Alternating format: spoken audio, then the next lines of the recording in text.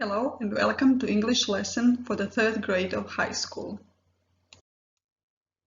Today we will start talking about a new topic, raising social awareness, in order to encourage you to become more active and responsible young citizens who take action and get involved in their local community.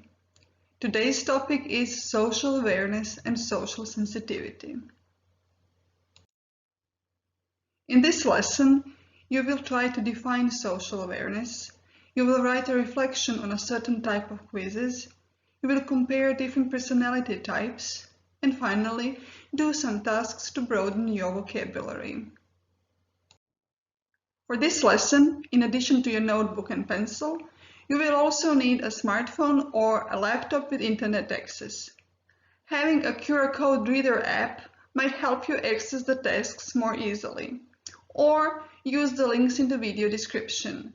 Mind you, you can stop this video at any time to give yourself time to finish the tasks or maybe watch some parts if necessary. Let us start. What do you think social awareness is? What would be the Croatian equivalent? Društvena svijest. Look at the sentence parts in this thought bubble. Put them in the correct order to get a meaningful definition of the social awareness.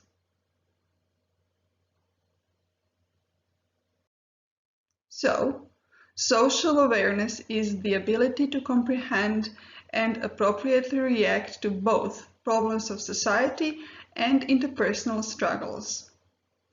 The awareness of social situations helps us not only understand but also function in the world we live in.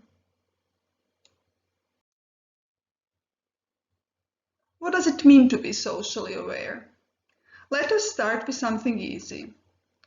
When somebody asks you for a favor, do you immediately say yes? Or do you pause to think about it? What question comes to your mind when asked for help? What question is hidden behind this abbreviation here?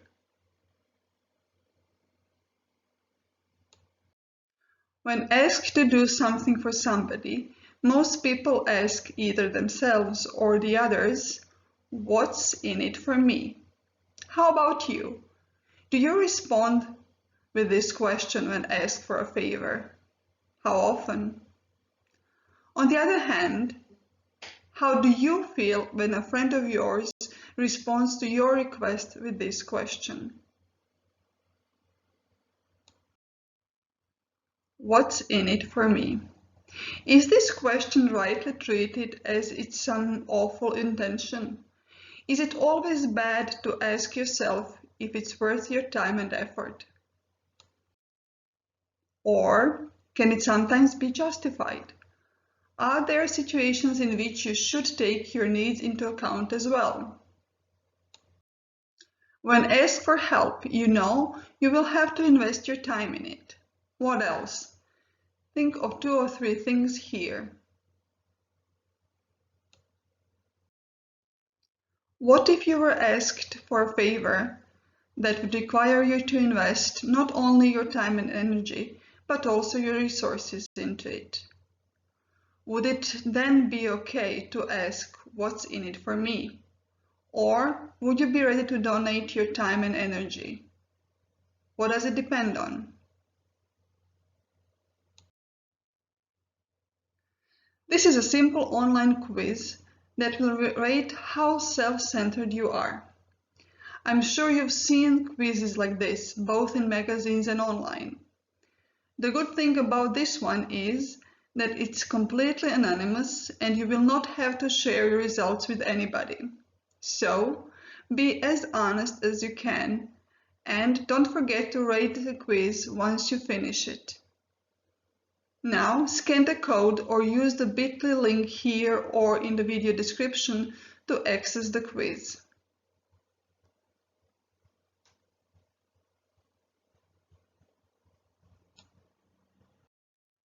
Have you rated the quiz?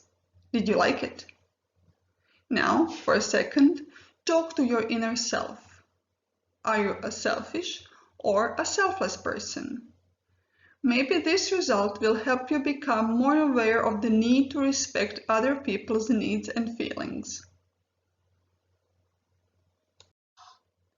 The next task for you is writing a reflection on the quiz. The text you write will have 2 paragraphs. The first one will refer to the quiz you've just taken, and in the second one, you will reflect on this type of quizzes in general. Now, read the questions carefully.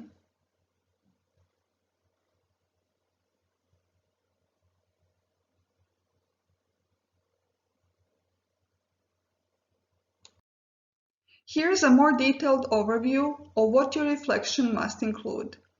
You can later use it as a checklist to make sure you've covered all the requested parts. The questions must be answered and supported. Try to provide examples whenever possible. The use of linking words is essential as it connects your writing into a whole, but make sure you use the right ones and use them correctly. Don't forget commas where they are necessary. Your writing must have 2 paragraphs. Good luck. So, selfish or selfless? When you have a topic to talk or write about, it's vital that you use synonyms to avoid repeating the same words over and over again. Read these words here, and if you're not sure of their meaning, check it online, please.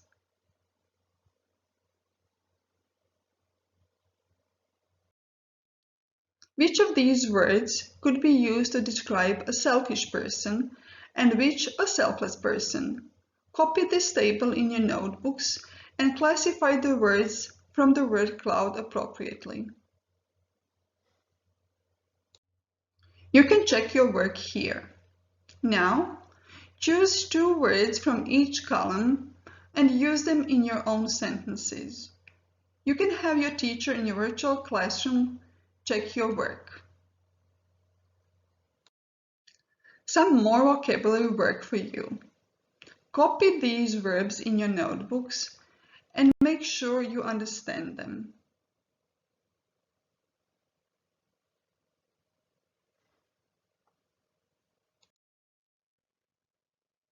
When a verb is a part of a longer sentence, it is often followed by a specific preposition.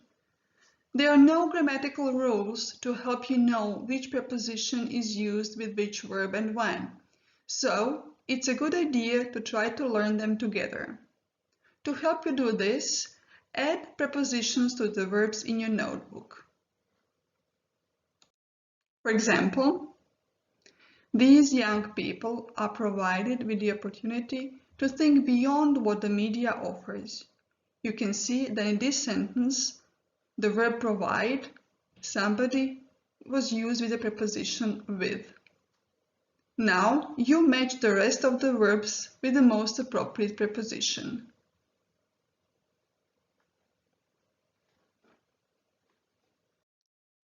If you scan this code or go to this bit.ly link, you will be able to check your work. Let's do some more vocabulary work. Collocations are words that typically occur together. There are 7 verbs on the left and 7 nouns or noun phrases on the right. Your task will be to match them. There are often more than one solution, so you will need to write in your notebook at least 1 verb for each noun or noun phrase. For example, the first noun is a challenge. When you write this noun in your notebook, you can put it together with one of these verbs: face a challenge, provide a challenge, or resist a challenge. Now do the rest and don't forget to write them in your notebooks, as you will need them for your later work. Good luck. Check your work here. Mind you, you should always consult reliable online dictionaries to check collocations. Very often they differ from the ones in Croatian.